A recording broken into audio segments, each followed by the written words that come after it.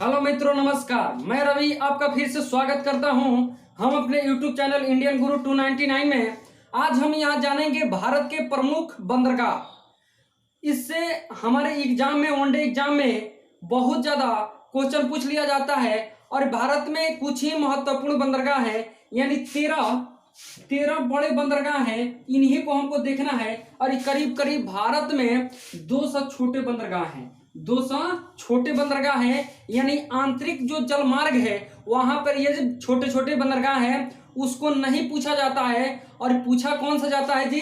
बड़े बंदरगाह को। तो सबसे पहले जानेंगे कि बड़े बंदरगाह किसे कहते हैं। तो देखिएगा, बंदरगाह जब दूसरे देश से या अपने आंतरिक जलमार्ग से वस्तु को और सामान को आयात निर्यात किया जाता है और वहां से जलमार्ग के माध्यम से, उसी को हम क्या कहते हैं जी? बंदरगाह कहते हैं। तो आइए हम सबसे पहले देखते हैं यहाँ पे कौन सा बंदरगाह जो हमारे लिए महत्वपूर्ण है। यहाँ 13 बंदरगाह जो है हमारे लिए बहुत ही महत्वपूर्ण है। सबसे पहला आता है कंडला। क्या आता है? कंडला। कंडला कहाँ है जी?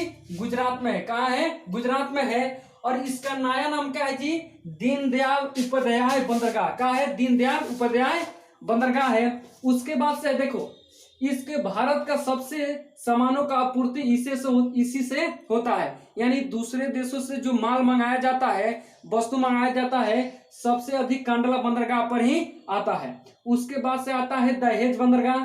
दहेज बंदरगाह भी कहाँ है? गुजरात में है। और इसे रसायन बंदरगाह कहा जाता है। पूछेगा किस बंदरगाह को रसायन बंदरगाह कहा जाता है, तो दहेज हो जाएगा। उसके बाद से है मुंबई बंदरगाह। मुंबई बंदरगाह कहाँ है जी? ये भी महाराष्ट्र में है। और भारत का सबसे बड़ा प्राकृतिक बंदरगाह कौन सा है जी? यही बंदरगाह है। और भारत के सबसे व्यस्त बंदरगाह भी आपका मुंबई बंदरगाह है। पूछेगा कि भारत का सबसे व्यस्त बंदरगाह कौन सा है? मुंबई है। या भारत का सबसे बड़ा प्राकृतिक बंदरगाह कौन सा है? तो मुंबई है। अब आता है नाहवा सेवा बंदरगाह। नाहवा सेवा बंदरगाह भी कहाँ पाया जाता है जी? महाराष्ट्र में। जब मुंबई बंदरगाह पे ज्यादा भीड़ भाड़ होने लगा, इसको कम करने के लिए नाहवा सेवा एक कृत्रिम बंदरगाह बनाया गया है। इसका नया नाम है जवाहरलाल नेहरू बंदरगाह। क्या नाम है जी? जवाहरलाल नेहरू बंदरगाह है। अब देखेंगे मर्मू गोवा।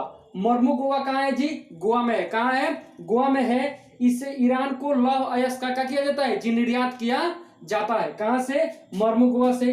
अब हम देखेंगे न्यू मंगलोर। न्यू मंगलोर ये कहाँ है जी? आपका कर्नाटक में है। कहाँ है? कर्नाटक में है। इसको याद कर लीजिएगा। अब है आपका कोचिन। कोचिन बंदरगाह जो है कहाँ है जी? केरल में है। कहाँ है? केरल में है। और देखिएगा सबसे बड़ा कृत्रिम बंदरगाह कौन सा है जी? कोचिन है। कौन है?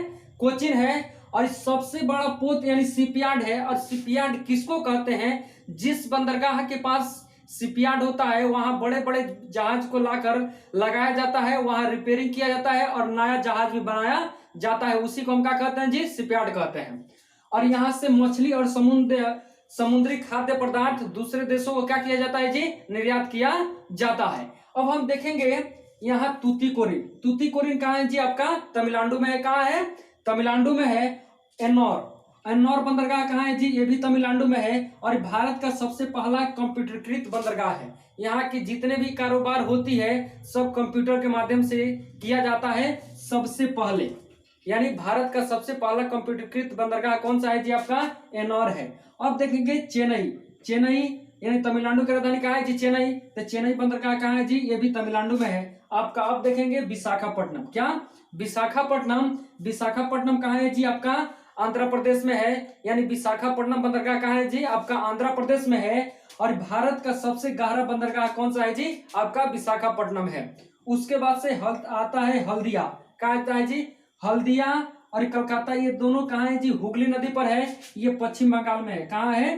पश्चिम बंगाल में है। अब हम देखेंगे पोर्ट ब्लेयर। क्या है? Port Blair. और पोर्ट ब्लेयर आपका कहाँ है जी? अंडमान निकोबार में है। कहाँ है? अंडमान निकोबार में है। अब देख यहाँ पे आप देखिएगा पारादीप बंदरगाह। पारादीप बंदरगाह। पारादीप बंदरगाह कहाँ है जी? आपका उड़ीसा में है। कहाँ है? उड़ीसा में है, जो महानदी के मुहाने पर बनाया गया है। एक बात और यहाँ देख लीजिएगा, तूतीकोरिन जो है आपका तमिलनाडु और पुडुचेरी, पुडुचेरी दोनों के क्षेत्र में पड़ता है। दोनों के क्षेत्र में पड़ता है। तो ये देखिएगा ये वीडियो रहा आपका फुल बंदरगाह से। ये वीडियो आपको कैसा लगा? अगर अच्छा लगा है तो हमारे चैनल इंडियन गुरु 299 को सब्सक्राइब जरूर करें और हमारे वीडियो को लाइक शेयर कमेंट जरूर करें। जय हिंद, जय भारत।